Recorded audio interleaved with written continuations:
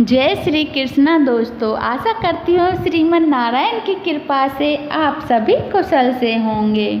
श्रीमद् भगवत गीता का 5वां अध्याय। अर्जुन बोले, हे कृष्ण, आप कर्मों के संन्यास की और फिर कर्मयोग की प्रशंसा करते हैं, इसलिए इन दोनों में से जो एक मेरे लिए भली भांति निश्चित कल्याणकारक साधन हो उसको कहिए। श्री भगवान बोले, कर्म संन्यास और कर्मयोग ये दोनों ही परम कल्याण के करने वाले हैं, परंतु उन दोनों में भी कर्म संन्यास से कर्मयोग साधन में सुगम होने से श्रेष्ठ है। हे अर्जुन, जो पुरुष न किसी से द्वेष करता है और न किसी की आकांक्षा रखता है, वह कर्मयोगी सदा सन्यासी ही समझने योग्य है, क्योंकि राग द्वेष द्वंद्वों से रहित पुरुष सुखपूर्वक संसार बंधन से मुक्त हो जाता है। उपर्युक्त संन्यास और कर्मयोग को मूर्ख लोग पृथक पृथक फल देने वाले कहते हैं, ना कि पंडित जन, क्योंकि दोनों में से एक में भी सम्यक प्रकार से स्थित पुरुष दोनों के फलस्वरूप परमात्मा को प्राप्त होता है। ज्ञान योगियों द्वारा जो परम धाम प्राप्त किया जाता है, कर्म योगियों द्वारा भी वही प्राप्त किया जाता है। इसलिए जो पुरुष ज्ञान योग और कर्म योग को फल रूप में एक देखता है, वह यथार्थ देखता है। परंतु हे अर्जुन, कर्म योग के बिना संन्यास अर्थात मन, इंद्रिय और शरीर द्वारा होने वाले संपूर्ण कर्मों में कर्तापन का त्याग प्राप्त होना कठिन है, और भगवत स्वरूप को मनन करने वाला कर्मयोगी परब्रह्म परमात्मा को शीघ्र ही प्राप्त हो जाता है। जिसका मन अपने बस में है, जो जितेंद्रिय एवं विशुद्ध अंतःकरण वाला है, और संपूर्ण प्राणियों का आत्मरूप परमात्मा ही जिसका आत्मा है, ऐसा कर्मयोगी कर्म करता हुआ भी लिप्त नहीं होता। तत्व को जानने वाला सांख्य योगी तो देखता हुआ, सुनता हुआ, स्पर्श करता हुआ, सूंघता हुआ, भोजन करता हुआ, गमन करता हुआ, सोता हुआ, श्वास लेता हुआ, बोलता हुआ, त्यागता हुआ, ग्रहण करता हुआ तथा आँखों को खोलता और मूंदता हुआ भी सब इंद्रियां अपने अपने अर्थों में बरत रही हैं। इस प्रकार समझकर निसंदेह ऐसा माने कि मैं कुछ भी नहीं करता हूँ। जो पुरुष सब कर्मों को परमात्मा में अर्पण करके और आसक्ति को त्याग कर कर्म करता है, वह पुरुष जल से कमल के पत्ते की भांति पाप से लिप्त नहीं होता। कर्मयोगी ममत्व बुद्धि रहित केवल इंद्रिय, मन, बुद्धि और शरीर द्वारा भी आसक्ति को त्याग कर अंतःकरण की शुद्धि के लिए कर्म करते हैं।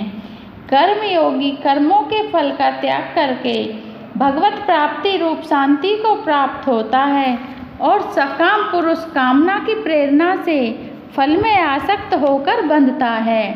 अंतःकरण जिसके बस में है, ऐसा सांख्य योग का आचरण करने वाला पुरुष न करता हुआ और न करवाता हुआ ही नव द्वारों वाले शरीर रूप घर में सब कर्मों को मन से त्याग कर आनंद पूर्वक सच्चिदानंद घन परमात्मा के स्वरूप में स्थित रहता है।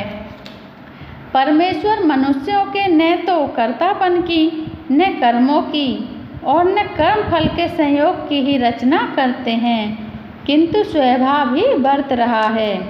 सर्वव्यापी परमेश्वर भी न किसी के पाप कर्म को और न किसी के शुभ कर्म को ही ग्रहण करता है, किंतु अज्ञान के द्वारा ज्ञान ढका हुआ है, उसी से सब अज्ञानी मनुष्य मोहित हो रहे हैं। परंतु जिनका वह अज्ञान परमात्मा के तत्व ज्ञान द्वारा नष्ट कर दिया गया है, उनका वह ज्ञान सूर्य के सदृश उस सच्चिदानंद घन परमात्मा को प्रकाशित कर देता है।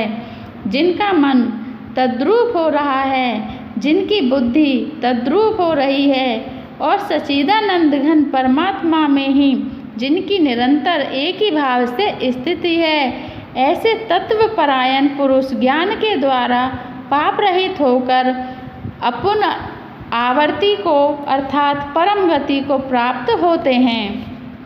वे ज्ञानी जन विद्या और विनय युक्त ब्राह्मण में तथा गऊ, हाथी, कुत्ते और चांडाल में भी समदर्शी ही होते हैं। जिनका मन संभाव में स्थित है उनके द्वारा इस जीवित अवस्था में ही संपूर्ण संसार जीत लिया गया है, क्योंकि सच्चिदानंद घन परमात्मा निर्दोष और सम है। इससे वे सच्चिदानंद घन परमात्मा में ही स्थित हैं। जो पुरुष प्रिय को प्राप्त कर हर्षित नहीं होता और अप्रिय को प्राप्त होकर उद्विग्न न हो, वह स्थिर बुद्धि संशय रहित ब्रह्मावेता पुरुष सच्चिदानंद घन परब्रह्म परमात्मा में एक ही भाव से नित्य स्थित है। बाहर के विषयों में आसक्ति रहित अंतःकरण वाला साधक आत्मा में स्थित जो ध्यान जनित सात्विक आनंद है उसको प्राप्त होता है।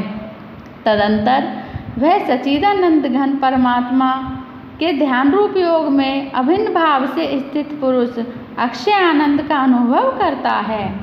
जो ये इंद्रिय तथा विषयों के संयोग से उत्पन्न होने वाले भोग हैं, सब भोग हैं, यद्यपि विषयी पुरुषों को सुख रूप भासते हैं तो भी दुख के ही हेतु हैं और आदि अंत वाले अर्थात अनित्य हैं। इसलिए हे अर्जुन, बुद्धिमान विवेकी पुरुष उनमें नहीं रमता।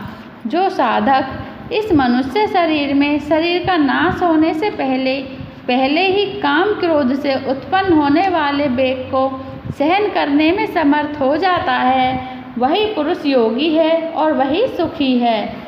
जो पुरुष अंतरात्मा में ही सुख वाला है, आत्मा में ही रमन करने वाला है तथा जो आत्मा में ही ज्ञान वाला है, वह सच्चिदानंद घन परब्रह्म परमात्मा के साथ एक ही भाव को प्राप्त सांख्य योगी शांत ब्रह्मा को प्राप्त होता है।